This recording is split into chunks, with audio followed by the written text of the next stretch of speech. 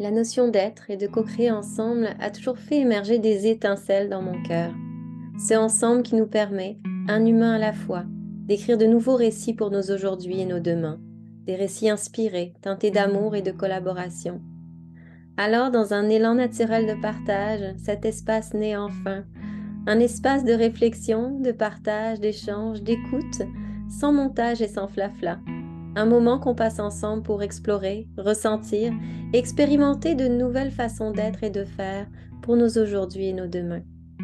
Bienvenue dans le podcast Ensemble demain, un podcast animé par Soenco avec moi, Sophia, au micro. Un espace dédié à l'exploration de thématiques variées, d'idées, d'initiatives qui nous ouvrent le regard, celui qu'on porte sur soi, sur les autres et sur le monde. Ici, il n'y a pas de vérité, il n'y a pas de certitude, il y a juste des ressentis partagés, des perspectives, des voies de réflexion, des récits pour inspirer positivement le changement. Parce que j'ai cette conviction profonde que c'est dans le ensemble, dans une démarche de connexion à la fois individuelle et collective, qu'on est en mesure de réimaginer le monde autrement. Un monde plus humain, plus juste, plus en santé, plus vivant.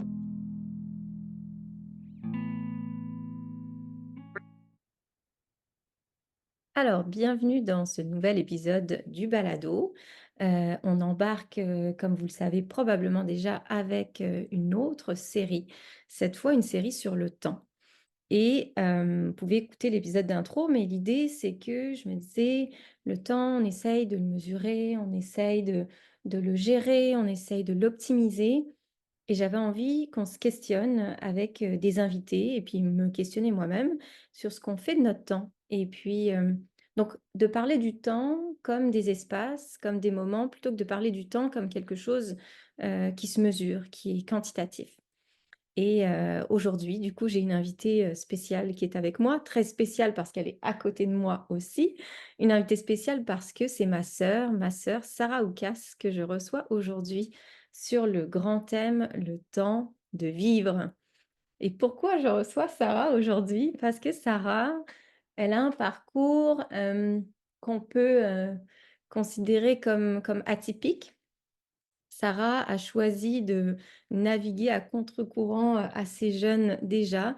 Et puis, j'avais envie qu'elle puisse, dans ses mots, nous partager ce que ça signifie pour elle de prendre le temps de vivre et qu'est-ce que ça a supposé comme histoire derrière tout ça, comme défi. Et donc, du coup, ben, voilà, je vais la laisser se présenter en ces mots. Comme Sarah le sait déjà, j'invite tout le temps, bah, tu le sais, j'invite tout le temps les gens à se présenter dans leurs mots, qui ils sont, dans leur histoire, etc., dans leurs valeurs aussi.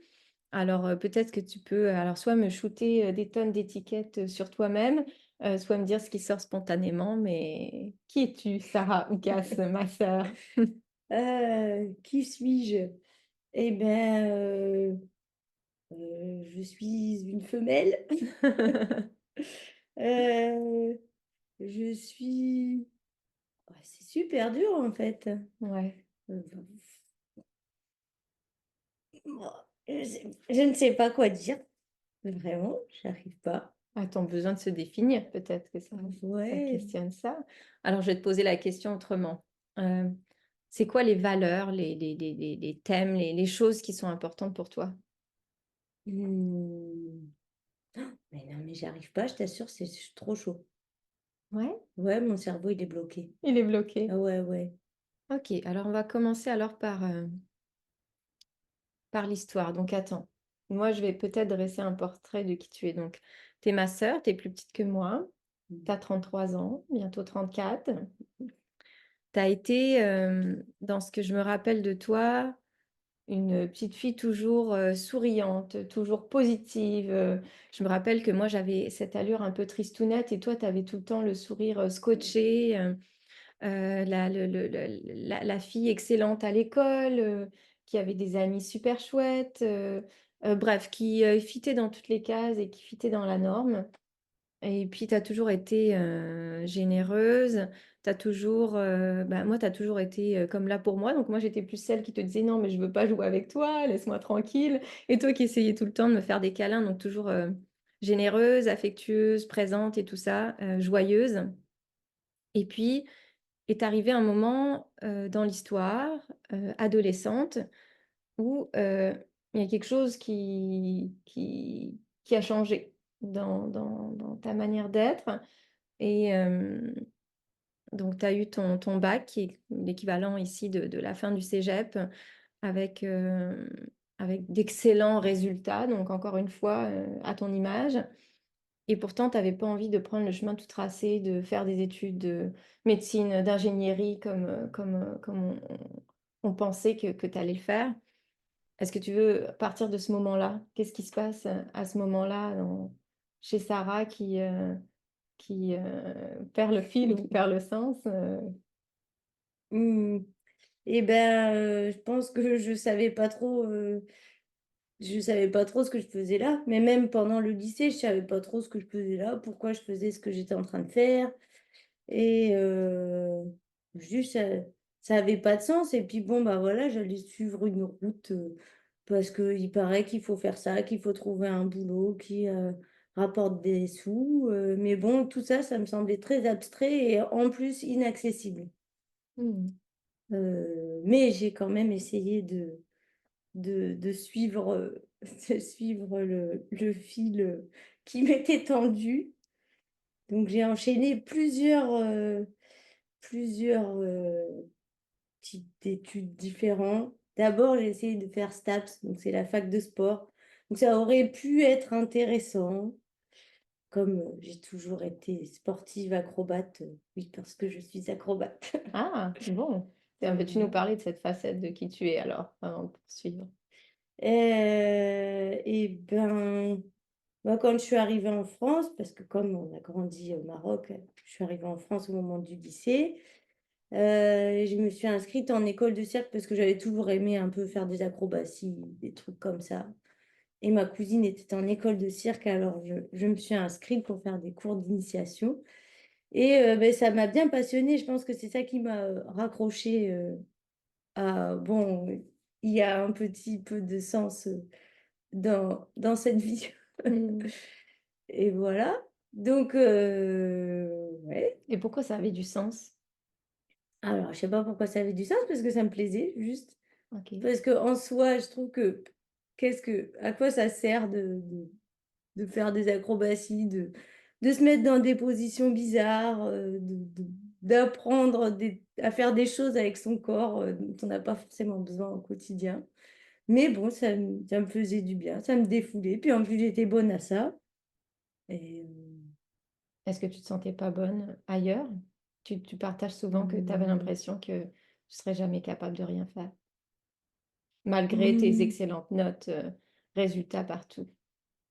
bah, je pense que je me sentais quand même meilleure là-dedans que dans d'autres choses. Mais malgré tout, enfin, je pense que j'avais quand même un syndrome de l'imposteur, quoi. Donc, Mmh. je ne me rendais pas compte que j'avais vraiment du potentiel. Maintenant, je me rends un peu plus compte, mais c'est c'est trop tard. Ah, c'est trop tard. Pourquoi c'est trop tard? Bon, c'est trop tard parce que je suis vieille. Enfin, je suis vieille, non, je suis pas vieille, mais pour le cirque, je suis quand même un peu vieille. Enfin, pour la performance. Mmh. Parce que tu performais, en quoi? Par exemple, ça t'a commencé en quoi dans le cirque? Pour Alors, mettre en contexte un peu les personnes qui nous écoutent. mais à vrai dire, ce qui m'a mise dans le cirque, c'est quand on faisait de l'équitation et que je faisais de la voltige à cheval, qu'on faisait des acrobaties sur le cheval. Donc en fait, à partir de ça, ça m'a donné le goût des acrobaties plutôt au sol. Et mais après, quand je suis rentrée à l'école de cirque, j'ai fait du trapèze double avec une copine, donc de l'aérien. Et c'était chouette, sauf que bah voilà, à deux, après, t'as pas forcément les mêmes envies. Donc ça a un peu décroché. Et je ne sais pas ce qui s'est passé, j'ai commencé à faire de la corde. Mmh. Et voilà.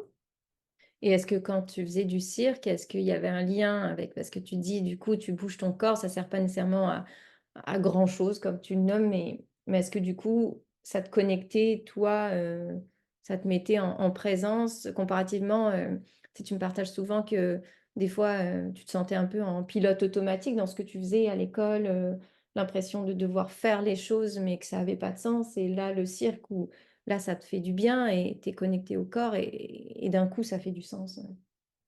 Ouais, bah, je pense le mouvement, ça sort de la tête aussi, c'est bien de sortir de sa tête. Ouais. Et ouais, peut-être de faire quelque chose justement qui sert à rien, mais qui fait du bien. Et peut-être que c'est ça qui sert de se faire du bien.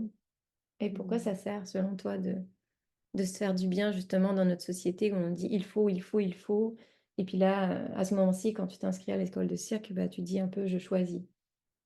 Bah, si on a envie d'accomplir des trucs, il faut être un peu bien dans ses baskets, quoi. Du coup, si tu te fais pas du bien, bah, enfin, à quoi ça sert de vivre en fait si la vie c'est juste survivre, être, voilà, faire ce qu'il faut pour être physiologiquement vivant, Ouais. mais c'est pas suffisant quoi. Alors, c'est quoi pour toi être vivant? Parce que ça a l'air d'avoir quelque chose à faire avec l'intériorité, mais du coup, qu'est-ce que c'est pour toi être vivant? Vivante? Euh, c'est pas se sentir vivant, être pas. Je sais pas, peut-être juste, pouvoir se laisser porter. Alors peut-être on peut pas se laisser porter par le flot, constamment, mais tu peux avoir la sensation d'être, là où tu dois être, bon, d'être relativement bien, même si on peut pas être bien tout le temps non plus, mais voilà, une espèce de paix, Mmh. ouais. La paix. Oui, puis de sentir une énergie de vie, je sais pas, sentir peut-être que tu suis ton chemin de joie, quoi. Ouais. Chemin de joie. Ouais, c'est drôle parce que quand j'accompagne, les gens, des fois, je parle de on part de l'intériorité, puis à un moment donné, je leur demande: «Mais dans votre projet, ça serait quoi votre cadre de joie?» Et puis toi, tu parles du chemin de joie et je trouve Mmh. qu'on est pas mal alignés, le chemin de joie, le cadre de joie. Et donc là, bah, on revient à ce que tu disais. Donc là, du coup, tu essayes quand même pendant un moment de suivre le chemin tout tracé. Donc là, tu fais STAPS, tu t'inscris en STAPS, donc Mmh. c'est plus de l'orientation sportive. Ça fonctionne pas. Qu'est-ce Ouais, que tu bah, fais c'était après? la fac, quoi. Donc, j'ai fait un an de ça. Après, après j'ai fait, ouais, je sais pas si on peut dire un an, mais si on va dire un an où j'ai été inscrite en fac de droit. Bon, c'était pas exactement du droit pur, mais Mmh. voilà. C'est que j'avais suivi un amoureux, donc c'était dans un bled paumé. La seule fac qu'il y avait, c'était droit ou infirmière peut-être. J'avais pas très envie d'être infirmière. Puis droit, ça faisait bien pour Mmh. mon papa. Il se disait c'est bien le droit, il y a du travail, Ouais, c'est prestigieux. Mais bien sûr, ça n'a pas du tout marché, le droit. Quelle idée, jamais de la vie. C'est tellement relou. ouais, là, tu suivais à nouveau le Ouais. chemin qu'on voulait tracer pour toi et puis l'amoureux, Ouais, ouais, bah, bien je sûr. suis une suiveuse quand même. Du coup, l'amoureux et ses amis étaient en école d'ingénieur. Donc après, ça m'a donné envie. Je me dis, oh, ça a l'air quand même sympa. Enfin, finalement, c'était pas tant l'école d'ingénieur qui m'intéressait, c'était tout ce qu'ils avaient comme activité autour qui avait l'air super chouette. Mmh. Donc, je me suis dit, bon, je vais postuler à l'école d'ingénieur. Ouais. Et ils m'ont accepté alors que ça faisait 2 ans que je faisais des trucs qui n'avaient rien à voir. Mais finalement, j'y suis pas allée. Et là, je me suis inscrite dans un DUT génie mécanique où j'ai juste testé le premier mois. Mais j'y suis pas allée non plus. Je suis allée à la fac d'anglais, enfin à la fac de langue. Bon, ça aurait pu m'intéresser parce que j'aime bien les langues, mais en fait, en fait, à la fac, on n'apprend rien. Enfin, non, peut-être on apprend des choses, mais je sais pas. Enfin, ça m'a pas convenu, quoi. Et donc, c'est mon prof d'anglais un jour qui m'a dit, mais toi, t'as pas envie d'être là? Qu'est-ce qui te fait plaisir dans la vie? Qu'est-ce que tu as envie de faire? Je dis, bah, moi, j'aime bien le cirque. Puis il me dit, bah, alors, qu'est-ce que t'attends? Vas-y. Mmh. Donc là, j'étais de retour à Amiens, en Picardie, là où j'avais fait mon école d'initiation au cirque. Et, bah, du coup, j'ai fait quand même un an où juste je m'entraînais pour rentrer dans l'école préparatoire qu'il y avait bah, dans les mêmes locaux.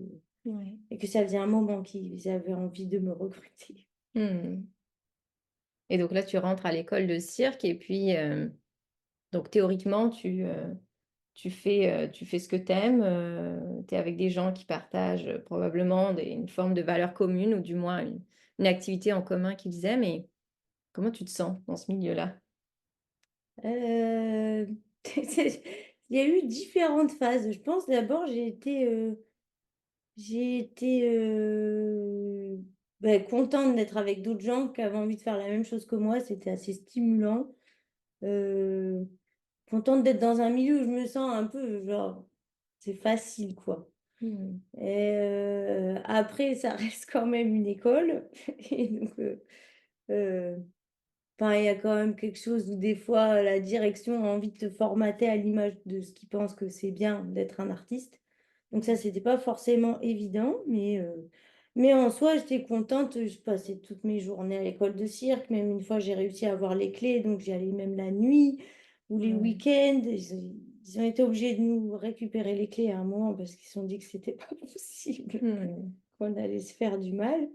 Non, mais c'était bien, mais juste des fois, c'était dur aussi parce que même là-dedans, j'ai senti qu'on voulait pas me laisser faire totalement ce que je voulais.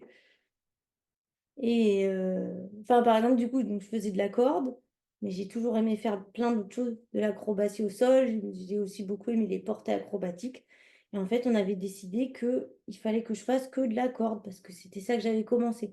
Mais moi, je Mmh. savais quand même que j'étais bonne aux autres choses. Mais bon, voilà, je suis aussi très bonne élève. Donc, j'ai respecté ce qu'on m'a dit, quoi. Je suis...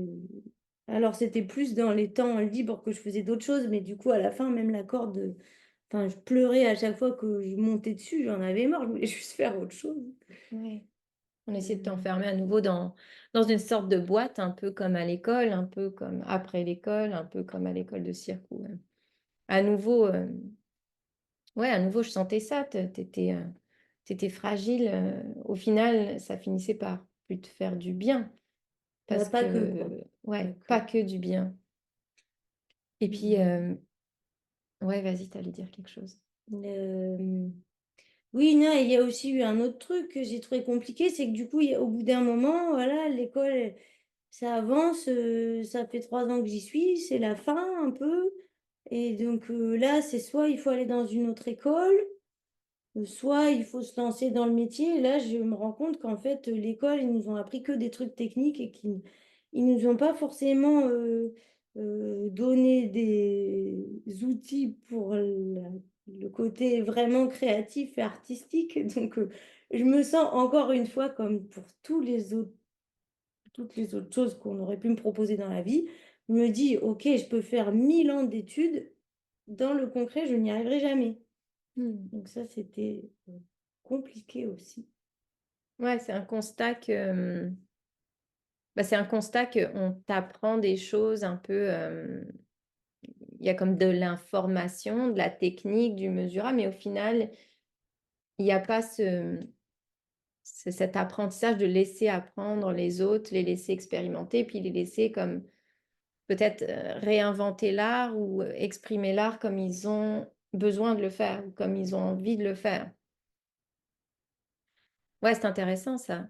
Mais du coup, tu m'avais partagé une autre chose et puis là, tu me partageais que, tu avais l'impression justement, avant de rencontrer une personne précise, dont on nommera pas le nom, peut-être pas, je sais Oui, pas, on peut le nommer ou pas, ça le dérange pas. ça me dérange pas. À un moment donné, tu rencontres, Charlie qui va faire partie de ta vie pendant un certain temps et ce que tu me partages, c'est que, avant Charlie, bah, tu as l'impression qu'avec cette personne-là, tu as découvert plein de choses et tu t'es ouverte à cette, capacité de penser, de penser par toi-même. Tu avais l'impression qu'avant, bah, tu avais même pas juste tu avais pas d'avis sur rien.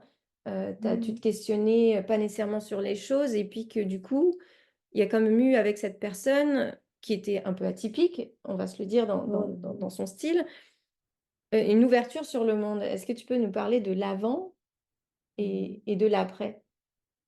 Et ben, l'avant, comme je disais, moi, je suis très bonne élève, je je suis les je suis les règles et le chemin tout tracé, même si bon, j'ai dévié finalement, je dévie, mais en restant quand même dans les rails, quoi. Mmh. Et donc, je sais pas, en fait, je me pose pas la question ce qui est bien pour moi ou pas, ou pour la planète, ou la politique, rien, aucune opinion, quoi, je sais pas. Et ouais, pas du tout habituée à ça, pas habituée à me poser des questions sur la vie, à philosopher dans ma tête ou avec les autres, vraiment.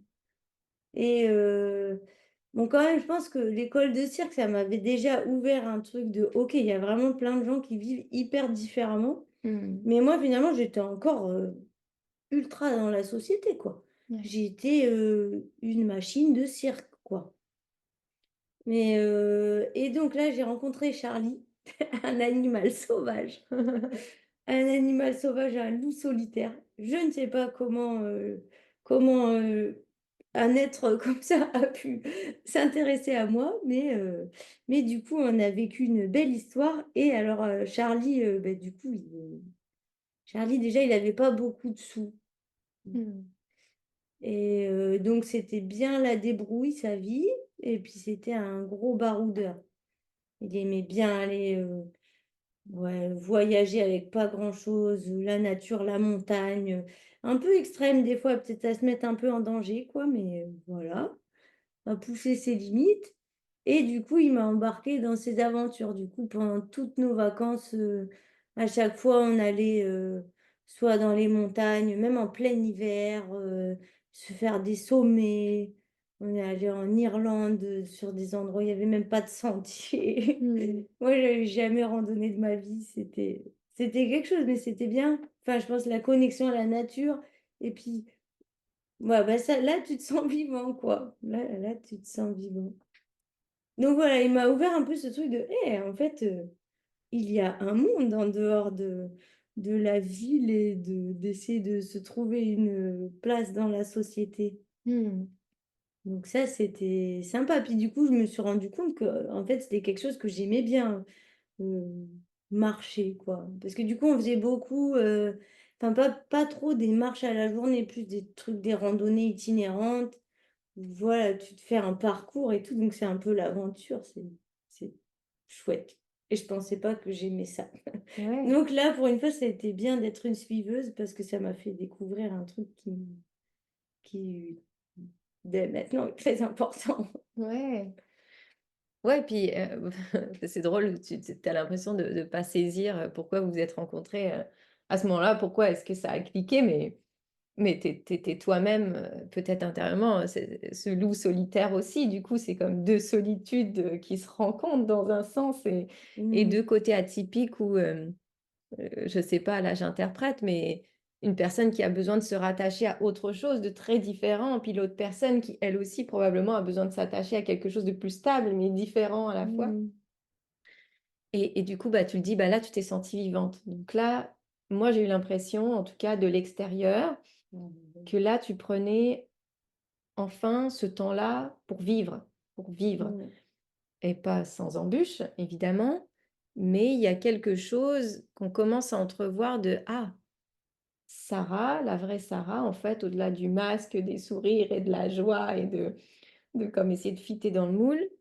En tout cas, moi, je vois une Sarah qui me confronte parce que je me dis: «Mais comment ça qu'elle choisit cette vie-là, d'aller barouder avec, une espèce de d'atypique bizarre?»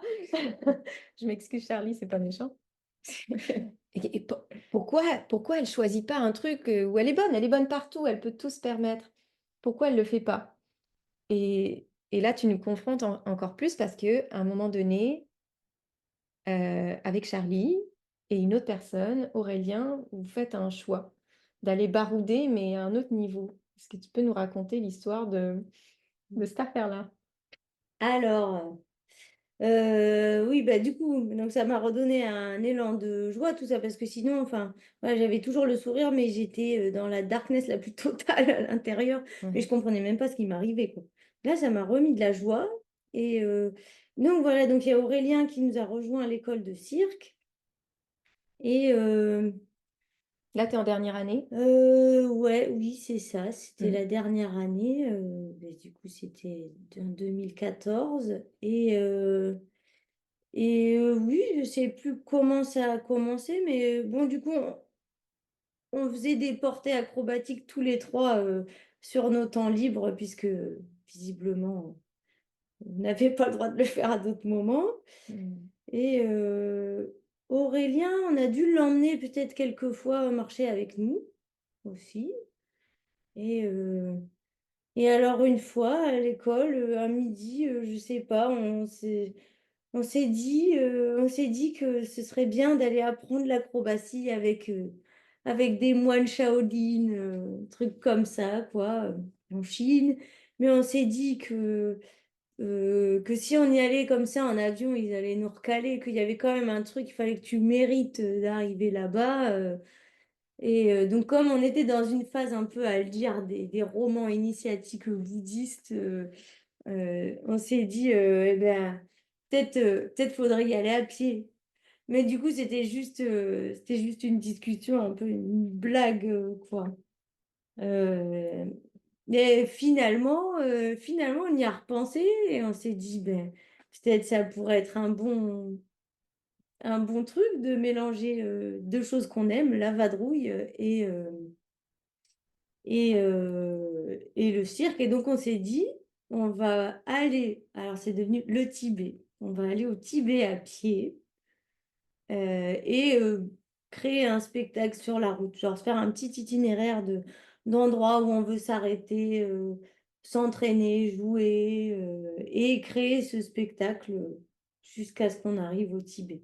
Et donc là, ça devenait c'était quoi l'itinéraire? Vous vouliez aller où? Passer par où? En marchant? Parce qu'on s'entend que ça fait une trotte. Là, vous partiez de la France, d'Amiens, dans le nord de la France et l'idée, c'était de se rendre au Tibet. Donc, quel était le plan? Y en avait-il Alors un? alors il y avait un plan, hein, pour une fois, enfin je pense qu'on aucun de nous s'était jamais autant organisé sur un truc. Donc on a tracé notre itinéraire depuis, Amiens. Et donc les prévisions, c'était bah, à peu près 10 000 kilomètres jusqu'au Tibet. Donc on allait traverser, la France, aller, traverser le Jura pour aller en Suisse, ensuite, traverser les Alpes, Ouais. donc Allemagne, Autriche, ensuite, passer en Hongrie, après la Hongrie, la Croatie, la Bosnie. Après la Bosnie, avec quoi? Peut-être la Roumanie, Bulgarie, enfin la mer Noire, tout ça, la Turquie. Ouais. Après la Turquie, je pense quelque chose comme la Géorgie, Russie, heu, Kazakhstan, Kirghizistan et Tibet. Sachant que donc je pense la bonne première moitié du voyage, bon ça va, ça nous semblait pas trop complexe. Et je pense que c'était à partir de l'arrivée vers la Russie, on se disait: «Bon, là, peut-être, il va y avoir des trucs à gérer, de visa, compliqués». Ou le Kazakhstan aussi, c'était gigantesque, je sais plus combien on avait de kilomètres à faire dans les steppes, mais Est-ce que tu te ça rappelles? aurait pas été possible à faire à pied, quoi. Là, on s'était dit: «Il faudra qu'on fasse ça à cheval». On s'était inspiré d'un mec qu'on avait vu, un Australien qui faisait ça à cheval, qui faisait le chemin de Gengis Khan. Et après aussi, même le Tibet, techniquement, on savait pas comment on allait rentrer. On s'était dit: «Si ça se trouve, on va rentrer, par un col où on n'a pas le droit d'aller», parce que le Tibet, c'est très carré. Enfin, c'est les Chinois, en fait. Donc Mmh. techniquement, on a le droit que d'aller à Lhasa, au Potala Palace et c'est tout, quoi. Mais bon, on s'est dit: «On aura bien le temps d'y réfléchir». On s'était dit que ça mettrait 3 ans, cette 3 ans. affaire. Fait que là, normalement, à la fin d'une école de cirque, tout le monde postule pour, des grandes écoles éventuellement, de cirque ou Ou faire pas carrière ou commence que sa ça carrière. ouais, voilà, commence à bosser, quoi. Et vous, bah, vous mettez en place un plan d'action sur 3 ans pour marcher jusqu'au Tibet. Voilà. Et vous partez quelle date? T'en souviens-tu? Et ah bah oui, on est parti le 1er janvier 2015 du cirque d'Amiens. Et du coup, on avait fait un petit peu quand même de communication sur le sujet. Ouais, je me rappelle qu'il y avait du monde qui était là Et il y derrière avait vous. du monde, il y avait madame, la mairesse. Ouais. Bon, il y avait la famille aussi, vraiment toute la famille, les copains, Et donc, il y en a une partie qui a marché avec nous jusqu'à la sortie d'Amiens, c'était rigolo. On s'était même fait inviter par, du coup, il y avait France 3 Picardie qui nous avait fait un petit reportage avant qu'on parte. Ouais. Et du coup, ils nous avaient dit qu'ils faisaient une fête pour le Nouvel An. Et donc, en fait, on passait juste à côté de chez eux. On est allé sonner. Ils nous ont ouvert avec la bouteille de champagne. Et puis, finalement, on a fait 3 kilomètres. On s'est arrêté chez eux. On était -15. Hmm. On a dormi chez eux et on a fait la fête. Et puis après, on est reparti le lendemain. Mais ouais, Ouais, donc voilà. là, du coup, toute la société est derrière vous d'une certaine manière, les différents symboles de société qui sont avec vous, qui marchent les premiers pas avec vous, qui vous encouragent. Et Ouais. puis après ça, qu'est-ce qui se passe? Parce que là, vous vous retrouvez donc à trois, donc un peu tout seul dans votre aventure. Jusqu'où vous allez avant Et- de tisser le chemin que vous avez fait? Jusqu'où vous arrivez à aller? Mais alors, à vrai dire, on n'a pas été beaucoup à 3 parce qu'au début, il y a un copain qui a marché avec nous. Puis après, c'était un peu compliqué, du coup, il est parti. Hmm. Là, on a fait un petit bout de la France à 3, mais quand on est arrivé dans le Jura, il y a des copains qui sont venus traverser le Jura à ski de fond avec Avec nous. vous? On n'avait jamais fait de ski de fond, c'était une grande aventure, ça aussi, mais c'était marrant. Et donc là, c'est là qu'on a commencé à faire aussi des spectacles dans les villages vacances. On les appelait la veille, on disait, eh, on est un groupe de circassiens, on traverse le Jura à ski de fond et on va au Tibet à pied. Si vous nous hébergez, on peut vous faire un petit spectacle pour les mômes. Voilà. Donc, on a fait ça. C'est que là, vous êtes dans l'échange beaucoup pendant ce Ouais, périple-là où vous offrez quelque chose et en échange, on vous offre l'hospitalité. ouais. Alors ça, c'était un grand truc. Ça m'a rendu dingue. Je me souviens que dans mon carnet, j'écrivais beaucoup que la vie, c'était trop bien, qu'il fallait que les gens éteignent leur télé et qu'ils aillent marcher et que là, ils allaient rencontrer les humains qui étaient super. Même en France, je pensais que ça allait être horrible, que les gens allaient pas être sympas, que c'était pas la partie drôle et tout, quoi. Et ben, on s'est fait beaucoup accueillir, enfin tout le temps accueillir par les gens. En France, on a mis la tente, je sais pas en fait. Non mais au total, on a mis la tente peut-être une quinzaine de fois et sur les 15 fois, c'est peut-être les endroits où on était vraiment genre dans la nature où il n'y a pas d'humain. Sinon, et on a demandé que 2 fois à être hébergés. Le reste du temps, c'est les gens qui sont venus spontanément nous dire: «Venez à la maison». Ah Alors ouais. ça, je ne pouvais pas y croire que les humains étaient aussi sympas. Et quand on partait de chez eux, c'était eux qui nous disaient merci. Mais merci pourquoi alors? Bah, du coup, je pense merci de les avoir peut-être, sortis un peu de leur quotidien, et puis de leur avoir montré qu'il y avait autre chose de possible, peut-être, quoi. Ouais. Mais d'ailleurs, il y en a des fois qui sont venus marcher avec nous un petit peu, juste un petit peu. Je me souviens, il y avait un vieux qui nous a hébergés chez lui. Il a marché un petit peu avec nous et puis, après il est parti et puis en fait, on suivait un canal et en fait, au bout du canal, finalement, on le retrouve. Il était venu nous rejoindre en voiture Ah ouais. pour remarcher encore avec nous et quand il est parti, il était ému, il pleurait et tout. C'était fort, quoi. 80 ans, un truc comme ça. Ah ouais. Vous lui avez fait faire son petit voyage initiatique le temps qu'il était capable de Ouais. faire. Donc là, c'est ça, vous vous promenez. Et là, alors, à la fois, il y a des découvertes, j'imagine, de paysages, de qu'est-ce que c'est, un peu vivre ensemble. Tu sais, quand tu es tout le temps l'un avec l'autre, tu marches, c'est quand même de l'endurance, c'est difficile et tout ça. Et vous découvrez comme un monde où finalement, les gens sont bons, Ah ouais. généreux, où il n'y a pas que des échanges en argent.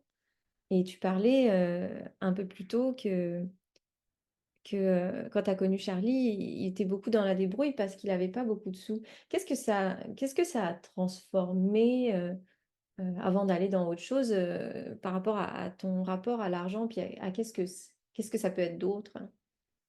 Et ben, alors je me suis dit que en fait, que si on avait le temps, on n'avait pas forcément besoin d'argent ou alors Mmh. peu.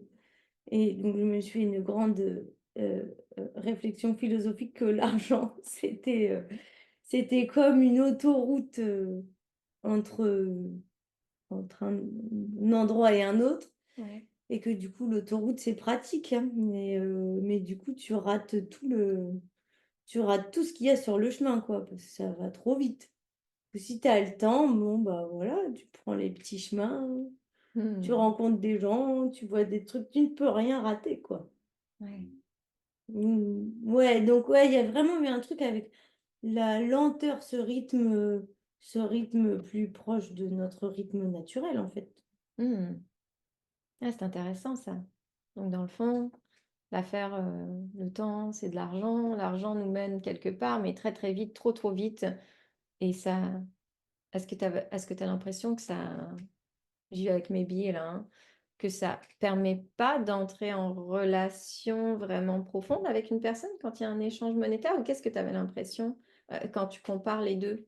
C'est mettons, tu compares quelque chose où tu as payé pour être là versus comme un moment où tu donnes de toi, tu donnes de ton temps, tu as créé de l'espace, la personne crée de l'espace.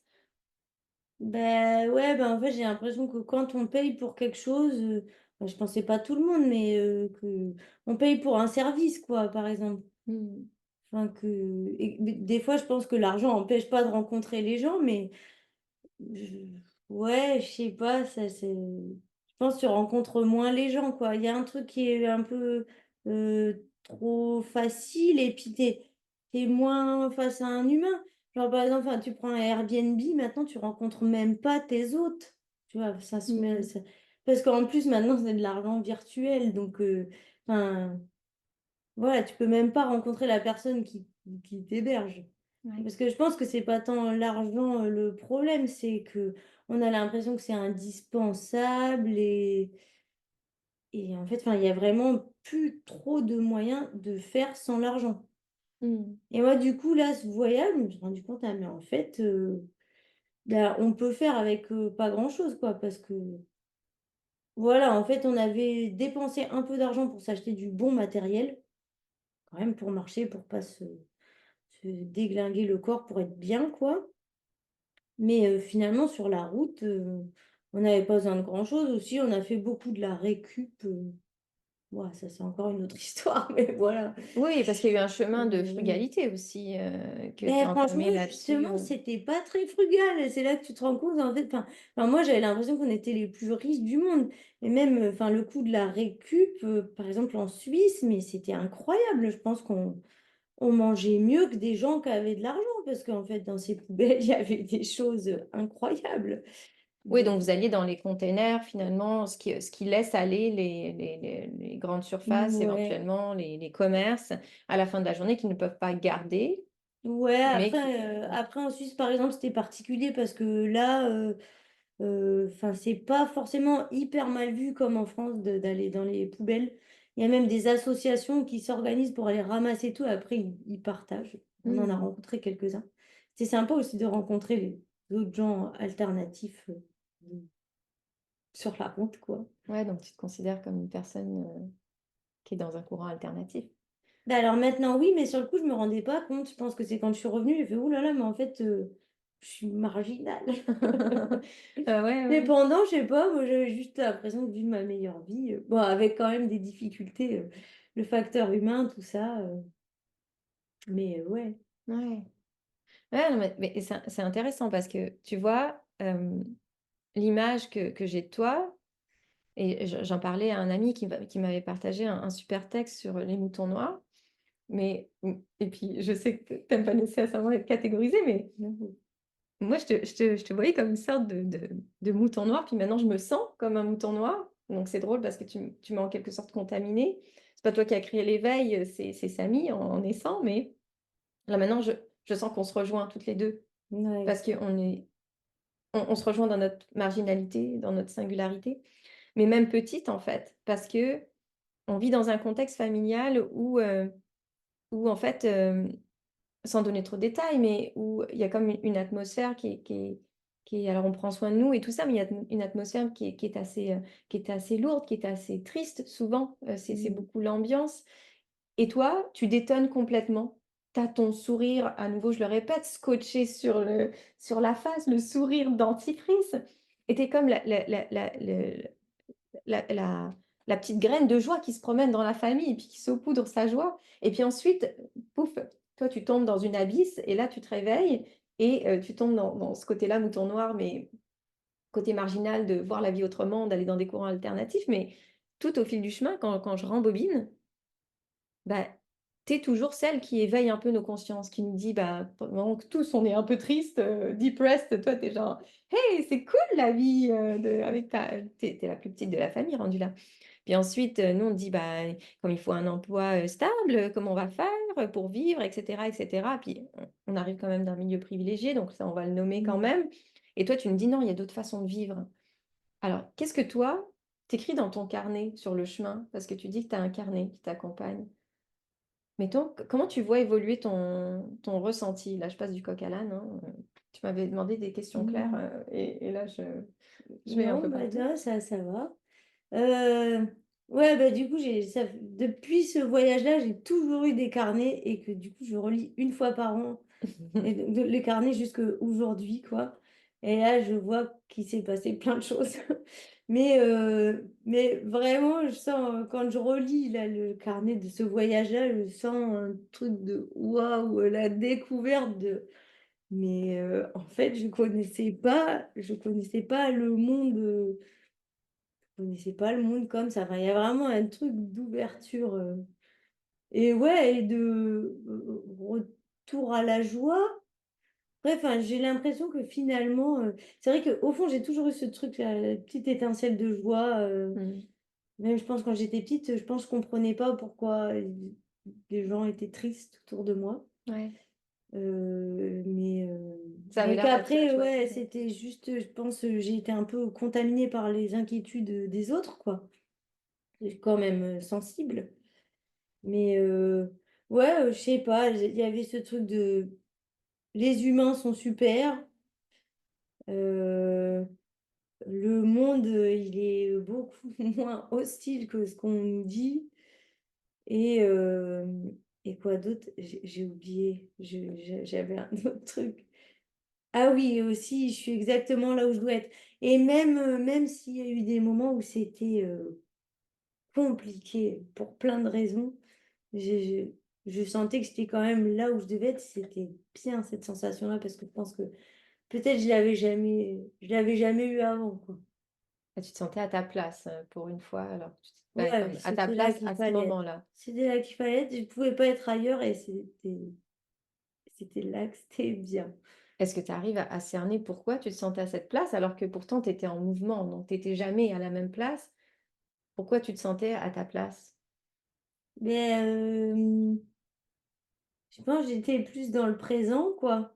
Mmh. Moins dans la projection parce qu'en fait, notre objectif, il était tellement loin que tu peux pas, enfin voilà, tu peux pas y penser trop. Tu te dis: «Je vais y arriver un jour». D'ailleurs, moi, j'étais plus lucide que mes camarades. Je me suis, très vite dit que ce voyage, il pourrait pas ça prendrait pas 3 ans, ça allait prendre beaucoup plus de temps que ça.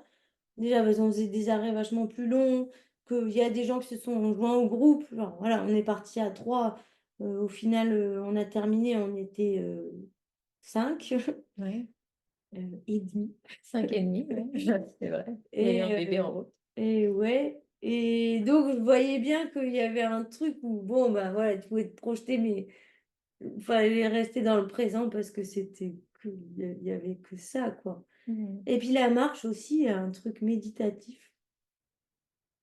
Ouais, on devenait un peu accro d'ailleurs. On marchait vraiment beaucoup, on faisait beaucoup de kilomètres par jour.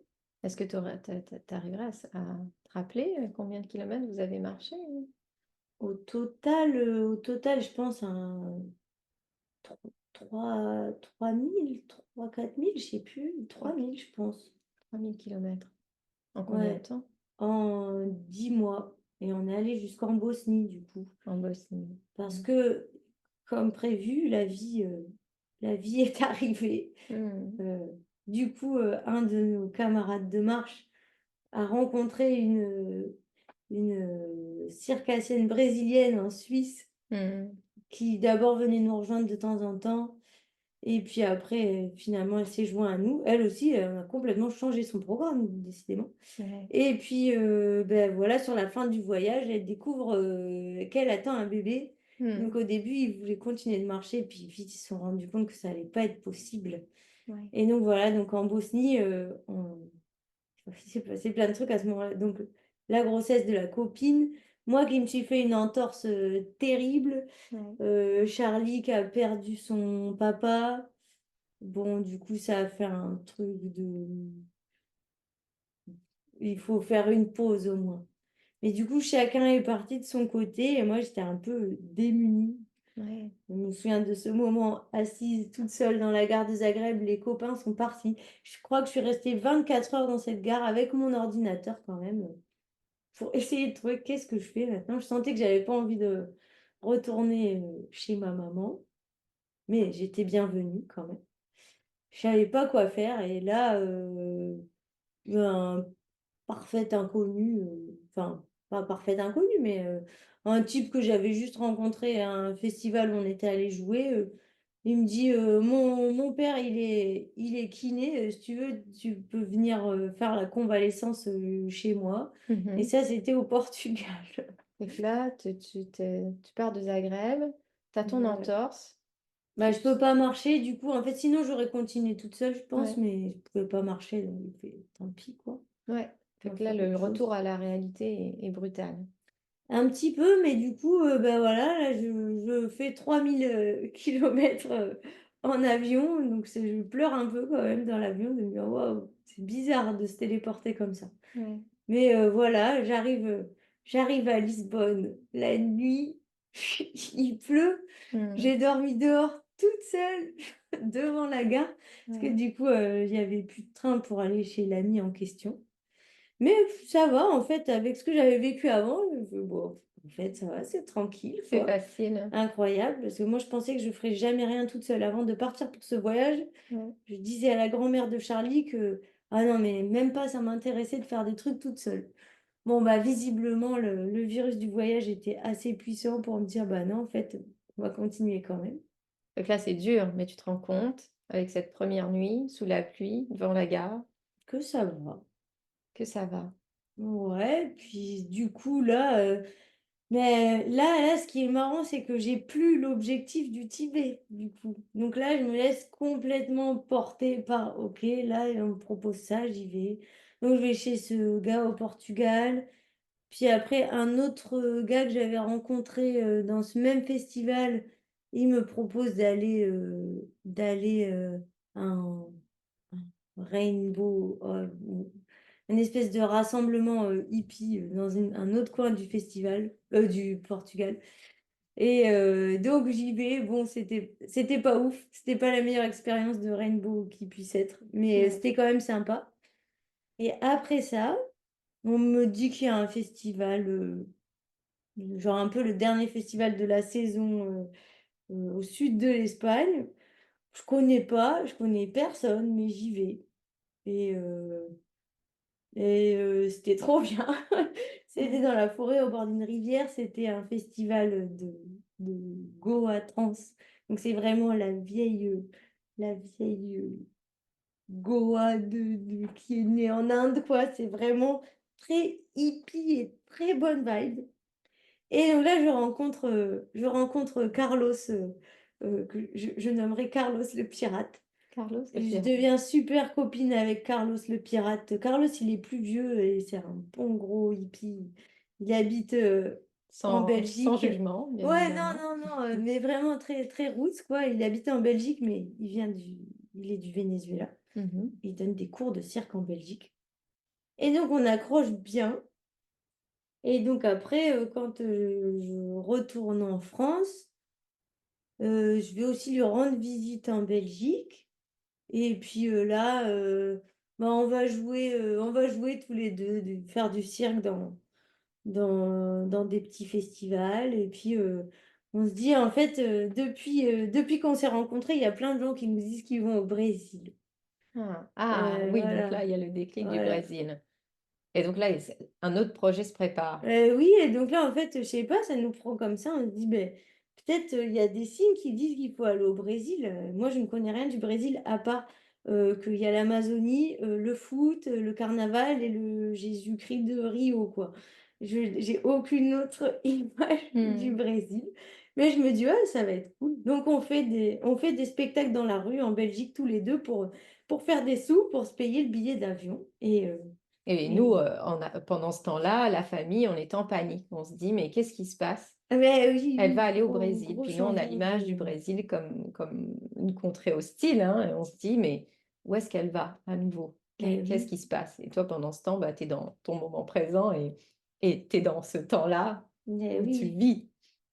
Bah, j'ai quand même un peu, en fait, j'ai pris mon billet, pas trop réfléchi, trop contente pour le mois de décembre. Je crois que c'était un truc genre le 12 décembre, un truc Hmm. comme ça.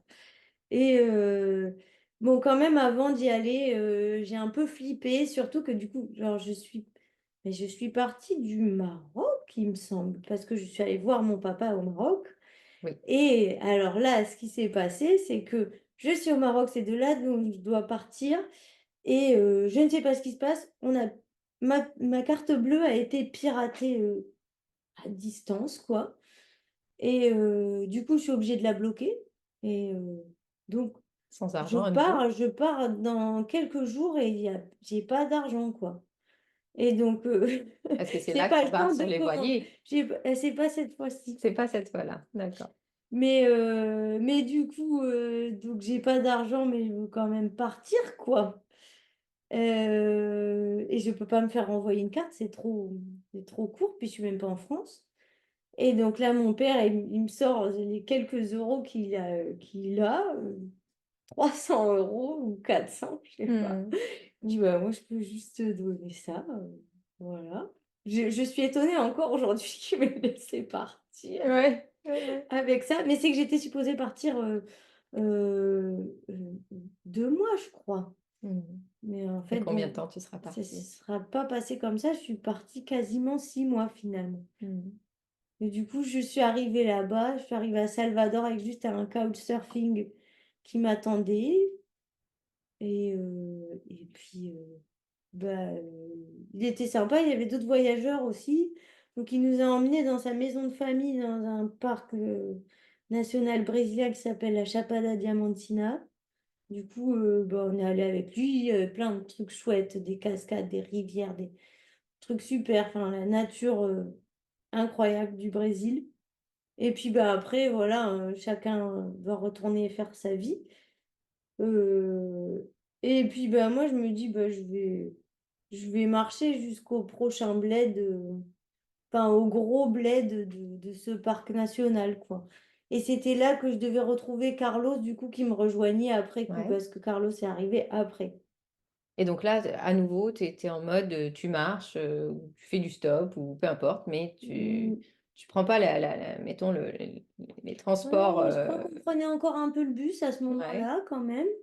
Enfin, j'avais fait un peu du stop le couchsurfing et les deux autres voyageurs parce que, je sais pas, je pense qu'on avait raté le bus, donc pour aller à son bled, je pense qu'on avait dû faire un peu de stop. Donc bon, c'était marrant ça quand même. Mais ouais, voilà, après on se retrouve à aller au gros festival Psytrance du Brésil, Universo Paralelo. Et, euh, et c'était sympa, en fait, on était une bonne équipe, enfin, plein de copains de Carlos, certains aussi que j'avais déjà rencontrés vite fait de loin, dans la Hmm. grande famille psychédélique. Et Euh, là, parce que là, il y a beaucoup de jugements sur tout l'univers, justement, des festivals psy-trans. c'est un Euh, jugement très positif de mon côté, ça m'a changé ma vie, hein, super bien, quoi. ouais, ouais, oui. Puis là, ce qui est intéressant, c'est que nous, d'un autre côté, ben, on découvre, parce que toi, tu n'es jamais quelqu'un qui a été tu sais, dans la drogue ou dans l'alcool excessif ou quoi que ce soit, fait qu'on découvre, nous, de notre autre côté du monde, que en fait, les jugements de valeur qu'on porte sur comme certaines sortes de musique, catégories de personnes, bah, ils sont totalement erronés. On a des biais ou quoi que ce soit qui nous font penser ça. Parce que toi, c'est une communauté que tu trouves Ah bah à ce oui, oui, moment-là. puis beaucoup de gens avec plein de parcours différents, en fait, c'est que là, du coup, dans ce microcosme de la Psy-Trans Family, il y a vraiment, tu autant des ingénieurs, des médecins que des artistes, des gens qui ne font que voyager, des saisonniers. Il y a tout. Il y a toutes les tranches de la société, c'est vraiment fou et il y a vraiment ce truc où alors des fois, ça peut sembler un peu artificiel, mais je pense que même si pour certains c'est artificiel, je pense que ça fait pas de mal quand même. Il y a un truc de tu peux être comme tu as envie d'être et même si c'est que pendant une semaine pour certaines personnes, À et soi-même. ouais, tu peux être toi-même, tu peux danser comme tu veux, tu peux t'habiller comme tu veux. Il y a vraiment un truc de joie et de célébration de la vie et ça peut paraître absurde en fait, même des fois, moi je suis là, je me dis: «On est là en train de danser devant des grosses enceintes qui font du boum boum». Mais en fait, j'ai l'impression que c'est les nouveaux rituels, voilà, bah, le monde il change quoi, avant c'était au tambour autour du feu. Cela dit, ça se fait encore, même dans Ouais. ce genre de milieu, mais que ça marche aussi avec n'importe quel, type de musique. L'idée, c'est de se réunir et il y a quelque chose aussi où enfin moi, par exemple, comme j'aime le mouvement, je passais mais des heures à danser et là, c'est la voilà, ça s'appelle pas la transe pour rien, ça te met dans un état, de transe, où voilà, je sais pas, tu te fais traverser par plein de trucs. Même au début, je comprenais pas parce que des fois, ça me mettait dans des états où d'un seul coup, grosse émotion, j'avais envie de pleurer, Ouais, ça changeait ton état de conscience, ouais, ouais, et puis sans, sans par le rien. mouvement, sans Voilà, consommer. c'est Ouais, ça ouais. on dirait pas, mais il y a beaucoup de gens comme moi qui consomment pas forcément de substances, psychédéliques ou alors qui les consomment, pas de manière récréative, et déraisonnée comme on peut imaginer, quoi.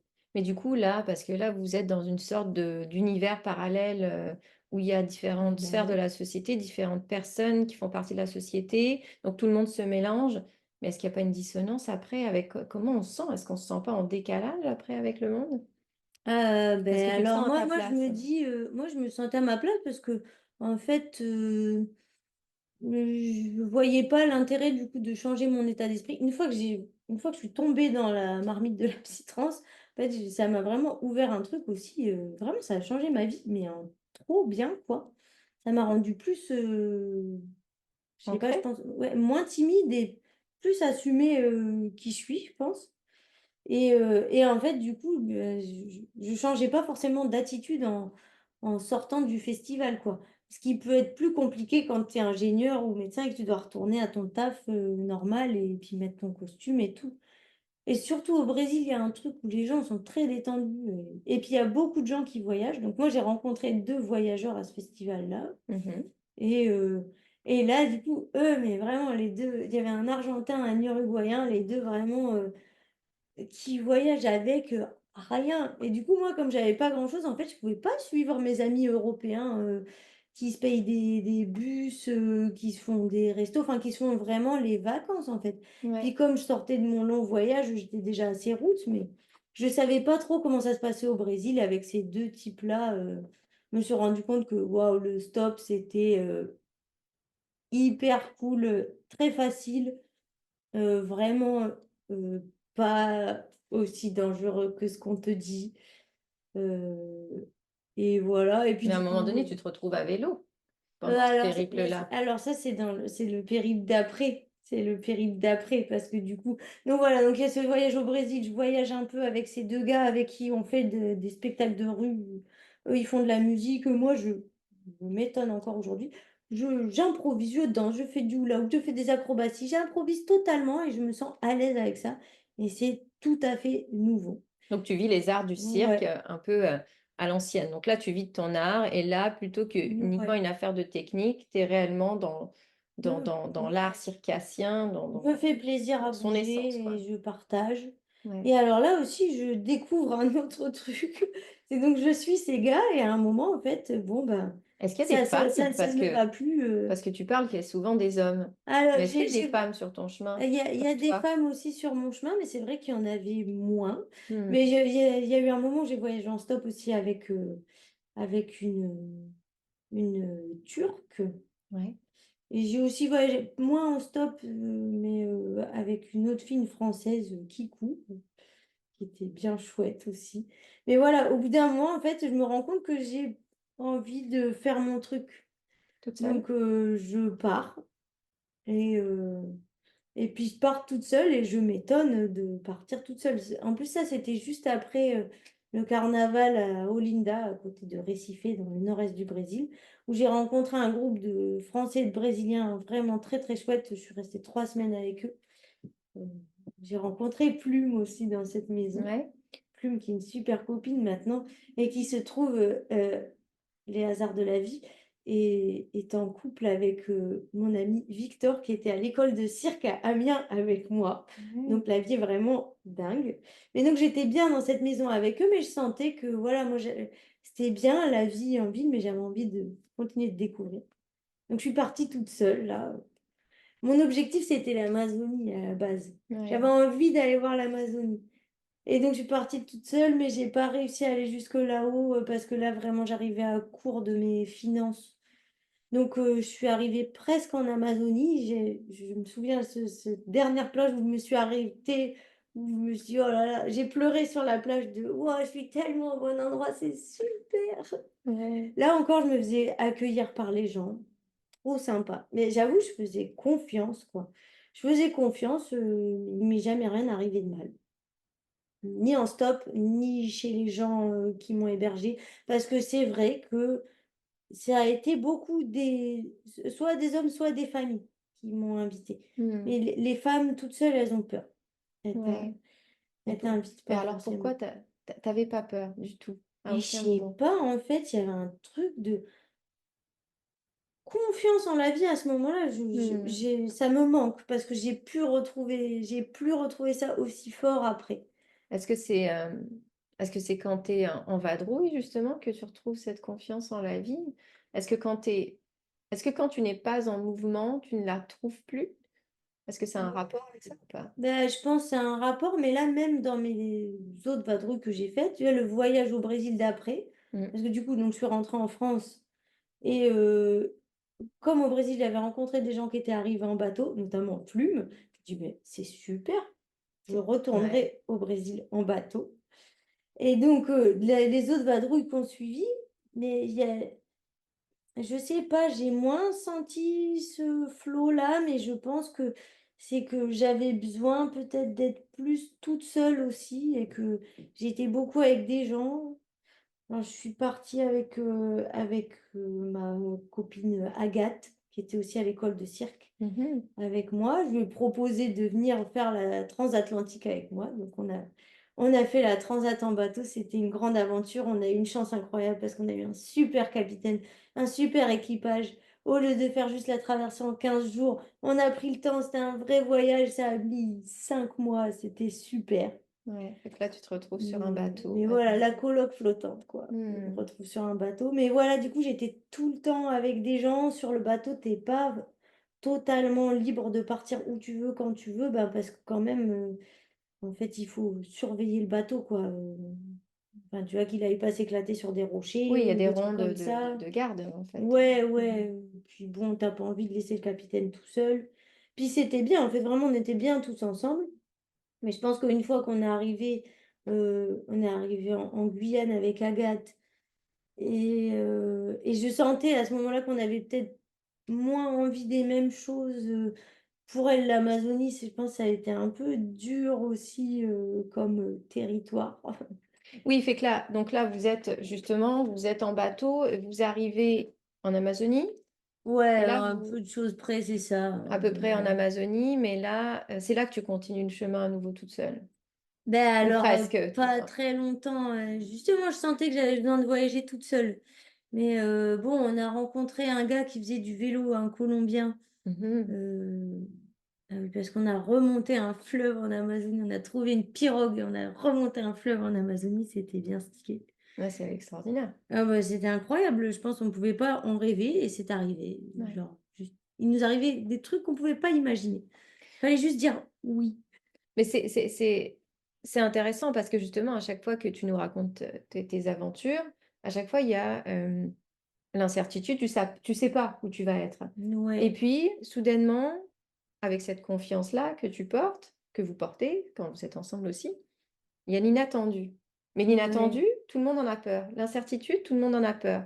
Faire confiance à l'autre, tout le monde en a peur. Donc on est dans la méfiance Et tout ouais, le ouais. temps. Qu'est-ce que tu penses de ça? Tu sais, à plus large échelle dans notre société, le fait que on n'est plus en capacité de se faire confiance. La plupart du temps, on va vers l'autre avec méfiance. Ah mais oui, oui, bah, je sais pas, ouais, il y a ce truc où c'est un peu plus, chacun pour soi, ou alors avec ta petite communauté ou ta famille et même des fois, je pense dans certaines familles, il y a pas non plus forcément la confiance, mais il y a cette impression qu'on est des êtres indépendants, qu'il faut qu'on se débrouille, mais ça, c'est une illusion en fait, Mmh. tous on est tous dépendants les uns des autres et et même, plus loin de ce que la terre, elle nous donne aussi Ouais. et je sais pas et je pense qu'il y a trop de notre environnement, en fait, il s'est trop transformé et du coup, on se sent loin de notre environnement naturel. Enfin, voilà, on s'est séparé de la nature déjà, alors qu'on est tous la même chose, le vivant.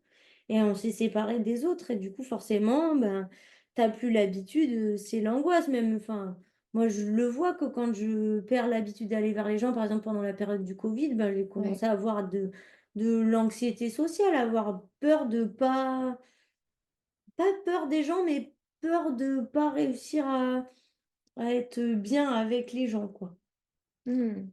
Puis aussi une pression de il faut être, de telle ou telle manière et moi je sens que je pense ce qui m'a aidée aussi, c'est que j'ai jamais trop eu d'a priori sur les gens et je sais pas, j'ai l'impression que je pouvais m'adapter dans plein de groupes.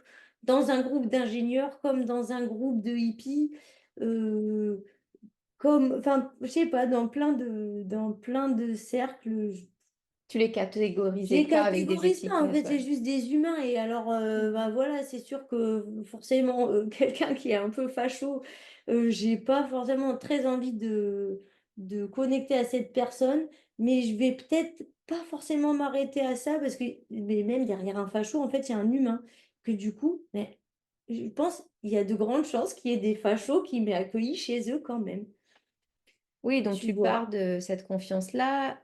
Pour toi, elle part de ce côté-là qui essaie d'être le moins possible dans le jugement et qui voit les gens au-delà de, tu sais, Ouais, l'étiquette ou voir ce du qui nous statut relie, ou de la... quoi. Ouais. Finder ne prend pas cela en charge avec Siri. Ah, bah c'est excellent. Siri se déclenche pendant qu'on Ah, parle. OK.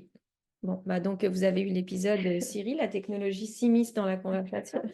Mais oui, donc du coup, tu pars d'un peu quelque chose qui nous rassemble tous, alors qu'on ne se connaît plus, et donc on est dans la méfiance quand on ne connaît pas quelque chose, quand on n'est plus familier avec quelque chose. Et puis toi, ce qui te permet d'être en confiance vis-à-vis des gens, c'est justement d'aller permettre de se rejoindre ce qu'on a tous en commun. On est humain, ou on est vivant, en tout cas. mais Ouais. oui. Et en fait, là, je me rends compte, quand tu dis ça, je me rends compte que moi, en fait, ce qui m'angoisse dans la vie, et je pense que je suis pas la seule, en fait, c'est les projections.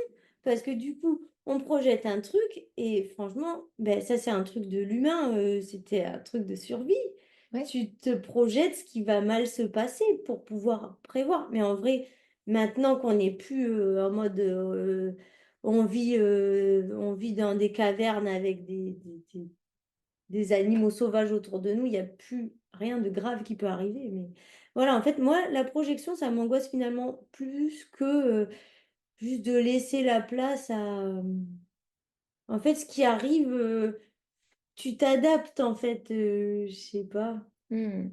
En tout cas, je savais Ouais. pas ça avant que c'était possible de s'adapter aussi bien et ça s'entraîne, quoi. Je pense que faut y aller progressivement, mais c'est qu'après, en fait, aussi, tu développes d'autres facultés, des trucs un peu plus instinctifs, Qu'est-ce que tu développes intuitifs. alors?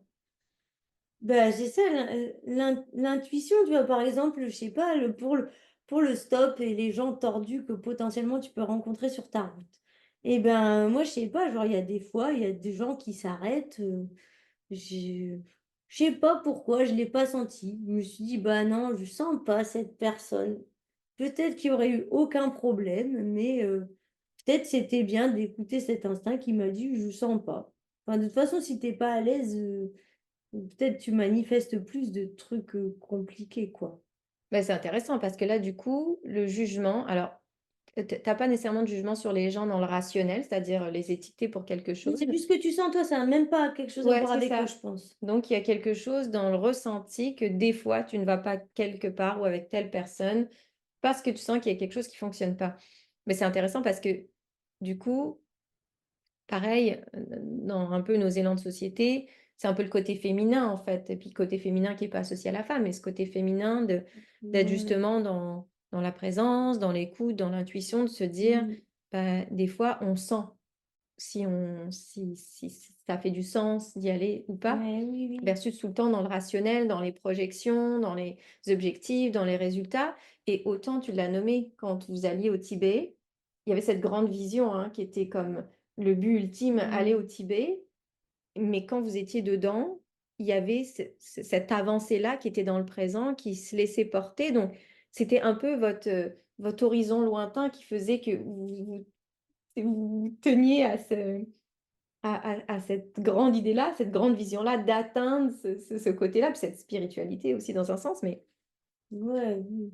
mais dans le moment, c'était pas juste ça qu'il y avait sur votre chemin à vous dire: «Je dois aller au Tibet, je dois aller vite parce que je dois aller au Tibet, je dois aller vite, je dois passer par là parce que je dois aller au Tibet». Vous avez laissé le chemin aller, puis être dans la présence, puis donc vous avez marié un peu ces côtés-là. Il y avait quelque chose de bien planifié au départ, de bien prévu et au Ouais. final, la place à ce que ça bifurque aussi. Mais ouais, ouais, bah, je sais plus, je me souviens plus de la phrase exactement ce que c'était, mais il y avait une phrase, heu, sur une ardoise d'une petite communauté en Ariège où il y avait écrit quelque chose comme, «Le prévu n'est jamais sûr d'arriver, par contre, l'imprévu, oui». Ouais. Et ouais, et en fait, du coup, je pense qu'il y a un moment, il faut se dire ça. Ça veut pas dire qu'on peut pas se mettre des objectifs, mais en fait, il y a un moment, il faut quand même décrocher et que des fois, en fait, ton objectif, ben, d'un seul coup, peut-être, c'est plus ça qui est aussi important, il change Mmh. ou tu le repousses, en fait, enfin, voilà, bah, c'est le chemin qui est important. C'est un peu un truc bateau, Bah, mais c'est vrai, quoi. En fait, c'est ça. C'est pas enfin, parce que sinon, la vie, c'est quoi? C'est on va quand même pas, enfin, si la vie à la fin, c'est la mort. Donc en fait, c'est comme si notre objectif final, c'était de mourir. Bah, ouais, autant profiter du chemin avant que ça se termine, tu vois? Ouais. Et que enfin, je sais pas, j'ai l'impression que là, il y a un truc, on est dans cette société ultra rationnelle, je sais pas, où on a tout transformé, on connaît plus ses voisins, on sait même plus pourquoi on va bosser. On fait de l'argent pour, entretenir des espèces de besoins, que des fois, en fait, on n'en a pas vraiment besoin Mmh. et en fait, on oublie pourquoi on fait ça et généralement, c'est quand on est, à l'aube de mourir qu'on fait: en fait, qu'est-ce que j'ai foutu?» Je pense que Bah, personne de n'a envie de mourir ou ça, au de fond. grandes épreuves de vie, en fait. Oui, oui, c'est Quand ça. l'imprévu arrive, c'est là qu'il y a un Ouais et renversement un peu souvent parce que l'imprévu pas agréable, quoi, donc c'est ouais. enfin, c'est peut-être bien de pas attendre ça pour se réveiller. Je pense qu'on a tous envie d'être heureux ou au moins en paix, quoi, dans la vie, et voilà et faut prendre le temps, en fait. Faut pas être en train de courir tout le temps. Ouais, je pense on va trop vite et on est trop dans notre tête et moi, j'ai l'impression d'être un être de sensation. Mmh. Alors, c'est pour ça que j'aime bien le mouvement, en fait. Alors, j'aime bien marcher, j'aime bien danser, j'aime bien le cirque, j'aime bien sentir des trucs avec mon corps, j'aime bien ressentir des émotions et en fait, j'en ai rien à foutre que ce soit pas productif. C'est juste, Mmh.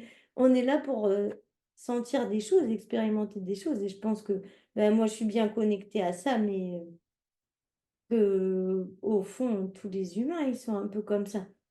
Ouais. Enfin, on le voit, les enfants, ils sont comme ça. C'est des êtres de sensation. Ils découvrent tout, ils testent tout Bah, oui, puis avec moi, leurs c'est eux sens. qui m'ont ramené à ça, en Bah fait, oui, c'est ça. c'est eux complètement, ouais, totalement. Exactement, on revient dans une forme comme de retour à l'essentiel, de retour à l'enfance où tu es dans la curiosité, tu es dans la joie, tu es dans une forme de naïveté aussi, d'humilité face aux choses et de connexion Mmh. face aux choses et donc ouais, tu es dans toute, tout le sensoriel, la sensibilité, les sensations, le mouvement Ouais. aussi. C'est un enfant, il a du mal à tenir en place Ah bah et oui, il a bah bien ça. raison de ne pas tenir en place. Et puis à un moment donné, tu rentres dans l'univers de l'école où il faut être quelque chose de précis, on peut plus être qui on est, il faut faire quelque chose de précis, apprendre quelque chose de précis, être assis toute la Oui, journée on doit tous apprendre les mêmes choses en plus et quand on même. doit tous apprendre les mêmes choses, hein. Fou, Donc plus personne fou. ne peut être dans la singularité et pourtant pour traverser le monde et traverser la vie,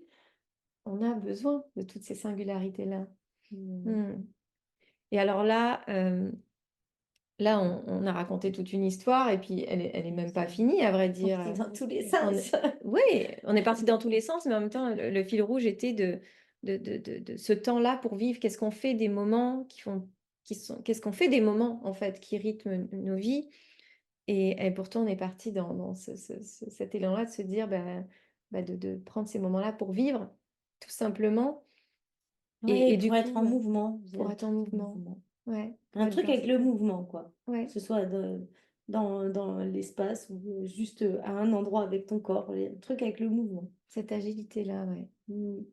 Et là, donc, quand toi, tu regardes, le chemin, parcouru, du coup, et tous ces mouvements que tu as fait, puis là, aujourd'hui, qu'est-ce que, alors, je sais pas, ça va être une question en plusieurs questions, mais qu'est-ce que tu as appris sur le vivre ensemble qui allie autant ton besoin d'être seul par moment que ton besoin d'être avec les autres en communauté? Mmh. Qu'est-ce que tu as appris sur le vivre ensemble? Qu'est-ce que tu aurais envie de dire aux gens qui nous écoutent et à quoi tu rêves? Donc un peu peut-être un mix de ces 3 questions. Mmh. Qu'est-ce que tu as appris sur le vivre ensemble?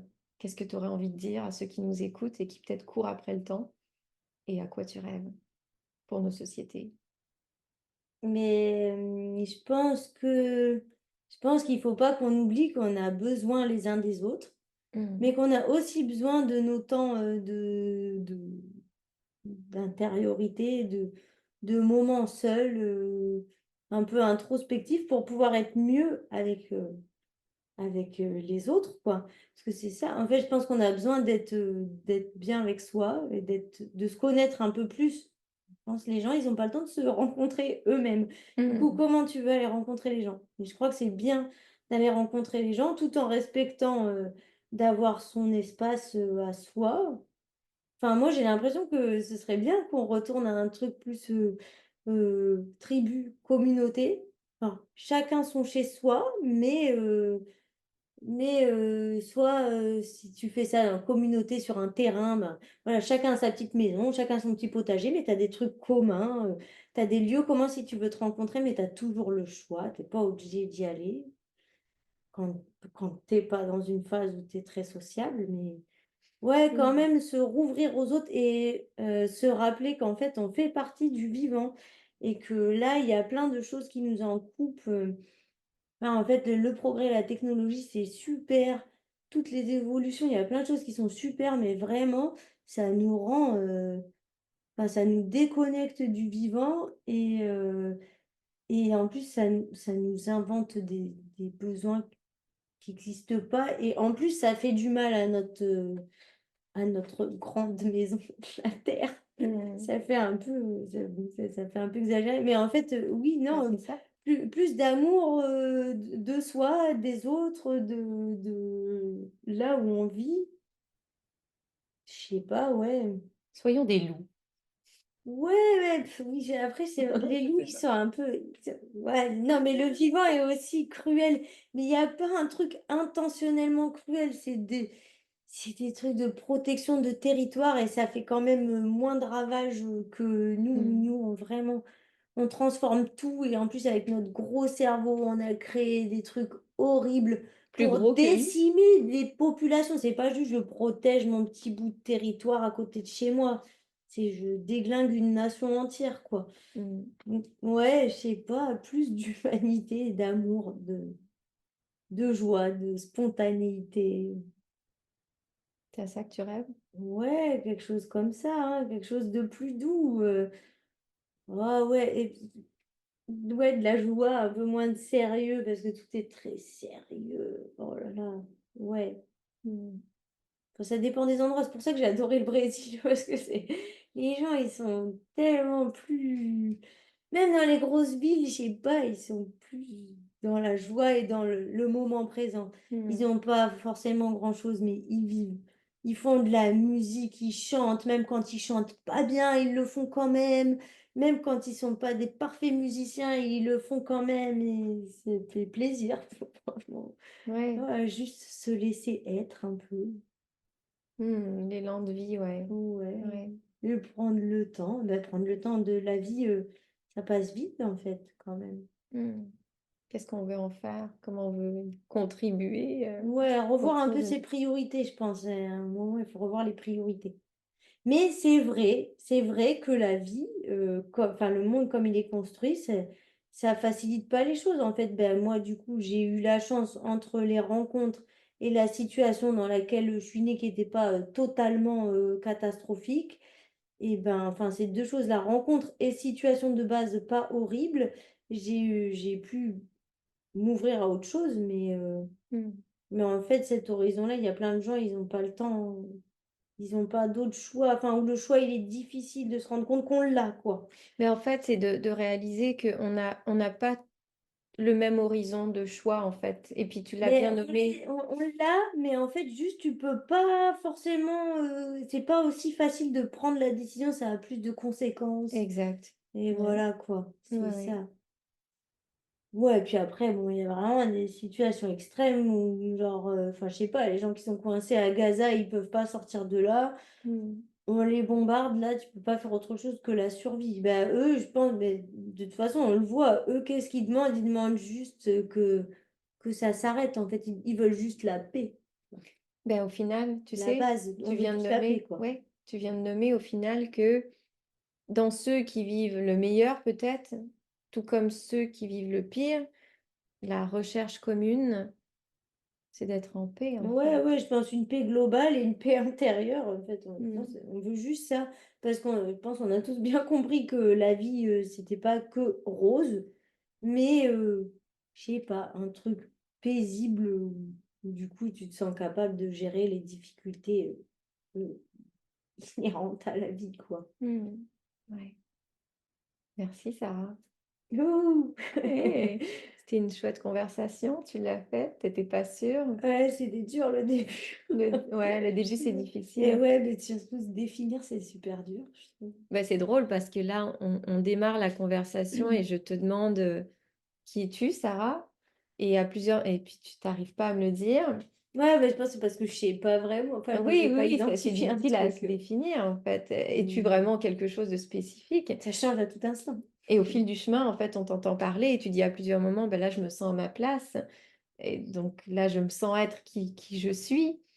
Et en fait, qui tu es, c'est au travers des moments et puis Ouais, c'est ça oui. c'est pas palpable et donc bah, merci Sarah, pour ce moment-là. Je trouve ça chouette. J'espère que les personnes nous auront suivis, puis pourront saisir les petites pépites qui sont cachées parce qu'il y en a plein et moi, j'aimerais ça comme noter toutes celles que j'ai perçues en cours de route et ben, on vous dit à bientôt. N'hésitez pas à écrire, à réagir, ou simplement à vous imprégner de ce qui fait du sens pour vous et je vous dis à bientôt, du coup, pour un autre épisode et évidemment parce que là, un podcast, ça vit pas tout seul. Si vous écoutez, si ça vous plaît, si ça vous confronte, peu importe, partagez-le, diffusez-le, ajoutez une étoile, c'est comme ça que ça vit, et voilà quoi. À bientôt.